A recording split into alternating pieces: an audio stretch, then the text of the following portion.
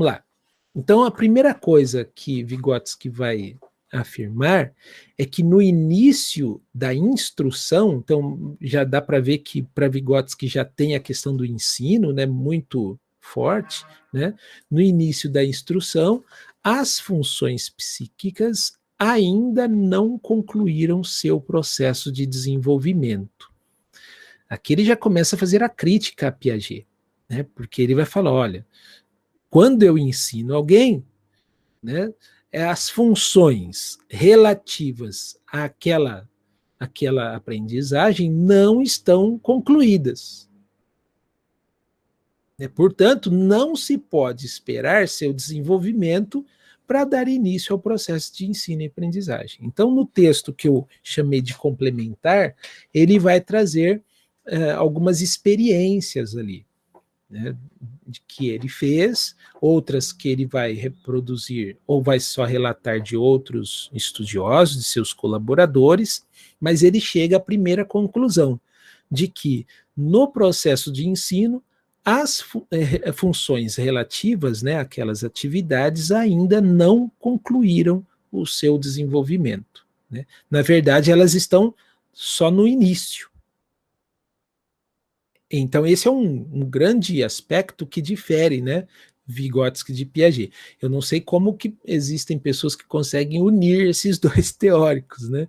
Porque enquanto um defende que para dar início ao processo de ensino e aprendizagem, essas funções precisam já estar, entre aspas, maduras, né? Para Vygotsky, não dá para esperar, porque isso não vai ocorrer, né? Então não se pode esperar seu desenvolvimento para dar início ao processo de ensino e aprendizagem. E aí que ele vai trazer um ponto aqui que eu acho importante, não está muito claro no texto, mas é bom a gente se aprofundar um pouquinho nisso, que é o que ele vai chamar de lei genética geral do desenvolvimento social. Então, nós já vimos nos nossos primeiros encontros a diferença que que Vygotsky dá de funções psicológicas elementares e funções psicológicas superiores, né? Qual que é a diferença aqui? Na verdade, primeiro vamos entender que são as mesmas funções, são aquelas que a gente estudou, né? Sensação, percepção, atenção, memória, pensamento, linguagem, imaginação, emoção e sentimentos. São as mesmas funções. A diferença é que as funções psicológicas superiores, elas são mediadas pela cultura, né? Enquanto as funções psicológicas elementares são comuns aos seres humanos e os demais animais por responderem, né, ao esquema estímulo-resposta, né? Ao passo que as funções psíquicas superiores, elas são mediadas pela cultura, né? Então, entre o estímulo e a resposta, existe os signos, né? Ou os instrumentos psíquicos e os instrumentos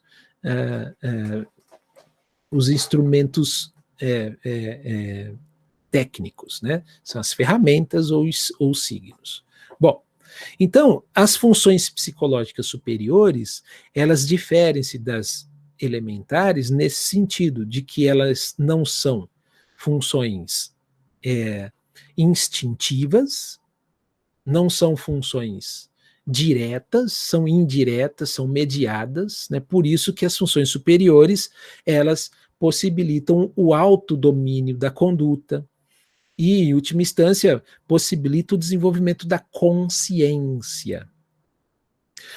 Ocorre que essas funções psicológicas superiores, como nós não nascemos, né, com elas, né, Vygotsky vai trazer um conceito, uma lei que ele chama de lei genética geral do desenvolvimento social.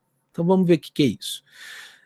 Bom, essa lei não tem nada a ver com genes, né, com biológico, né? Esse genética aí é de gênese, né, de início. Então ele vai elaborar a lei, né, do início do desenvolvimento social, que é que são as funções psicológicas superiores. Então ele vai dizer assim que, a princípio, as funções psicológicas superiores estão numa esfera ou numa categoria interpsíquica, ou seja, está nas relações sociais, no aspecto interpessoal, que nesse processo interpsíquico, paulatinamente, esse processo interpsicológico também se caracteriza como um processo intrapsicológico. Ou seja, essas funções psicológicas superiores, que a princípio estão fora do indivíduo, elas agora são também propriedades do indivíduo. Por isso, intrapsicológica. Então, são funções psicológicas mediadas pela cultura, que elas justamente se desenvolvem nas relações sociais. A gente não pode pegar, como eu já ouvi muitas pessoas falarem, de uma questão mecânica, né? É o inter que vira intra. Só vai virar intra a partir de um longo processo de aprendizagem. E esse fator intrapsicológico é também um pressuposto para novas relações interpessoais. Então, até na versão em espanhol, né, esse é um conceito que está em vários tomos do Vygotsky, que a gente vai encontrar no tomo 1, no tomo 3, no tomo 4, enfim. Ele vai trazer uma palavrinha, né, que a princípio as funções psicológicas estão numa categoria interpsicológica e depois numa categoria intrapsicológica. Essa palavra categoria ele traz do teatro, né, da linguagem do teatro, que no dicionário do russo, essa categoria quer dizer contradição. É uma expressão do teatro. Até mesmo ele vai falar, olha, as funções psicológicas, elas estão numa cena em 2 atos. Ele já está falando de uma linguagem do teatro, né? Está dentro de uma só cena, mas em 2 atos. O primeiro ato está numa categoria interpsicológica e o outro numa intrapsicológica. Então, nesse processo, o que a gente entende? Que o processo de educação, ele deve ser interpsicológico, né, dentro dessa esfera, né, desse interpsicológico, dessa relação da professora, o professor com o aluno, mas esse processo vai engendrar um outro ato nessa mesma cena, ou seja, nesse mesmo processo, que é o fator intrapsicológico. E o que tem a ver essa categoria? São as contradições. Contradições nossas aqui. Por exemplo, eu falo algo que provoca em você determinadas contradições. Não entendamos contradições como algo ruim, contradição de ideias distintas, de elementos distintos que tornam uma totalidade, e que, a princípio, isso acontece nessa relação interpessoal. Mas depois vai acontecer na nossa cabeça, né, de uma forma intrapsíquica. Primeiro é aqui, nessa relação interpessoal, mas depois é numa relação consigo mesmo, né, que é uma relação intrapsicológica. Por isso ele vai dizer, né, que esse processo, então, é um longo processo de instrução e de desenvolvimento, né, que pelas funções psicológicas não estarem ainda desenvolvidas no processo de ensino, é no processo de ensino que ela vai se desenvolvendo. E aí, por isso que eu trago essa lei genética geral do desenvolvimento, né?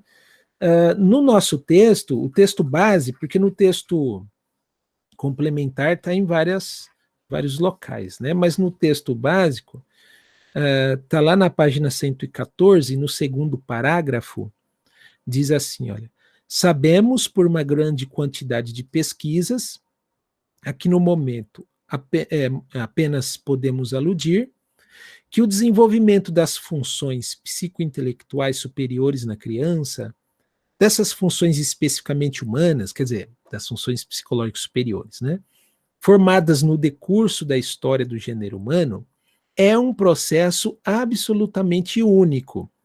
Podemos formular a lei fundamental desse desenvolvimento do seguinte modo: todas as funções psicointelectuais superiores aparecem duas vezes no decurso do desenvolvimento da criança. A primeira vez, nas atividades coletivas, nas atividades sociais, ou seja, como funções interpsíquicas. A segunda, nas atividades individuais, como propriedades internas do pensamento da criança, ou seja, como funções intrapsíquicas. Então, esse é o processo que Vygotsky começa a analisar ao comparar sua teoria com as três teorias precedentes. Então, a princípio, ele vai afirmar: olha, as funções psicológicas não concluíram o seu processo de desenvolvimento no momento da instrução. É um processo longo, né, que há necessidade das relações sociais, ou seja, ele está primeiro, esse processo caracteriza-se, em primeira instância, num aspecto interpessoal, nas relações, para que depois dessas relações isso possa ser algo do domínio do aluno, no caso da educação escolar, né? Mas isso é em todo tipo de relações sociais. Esse domínio entendamos também como a palavra domus, né? Propriedade, né? Vai ser uma propriedade do próprio aluno. Então, isso já distingue, né, a teoria de Vygotsky com as três teorias, né, porque esse processo é um processo longo. Para que haja essa autonomia, há necessidade de um longo período de heteronomia, de ensino, né, de direção, né, que coisas que a gente já discutiu aqui.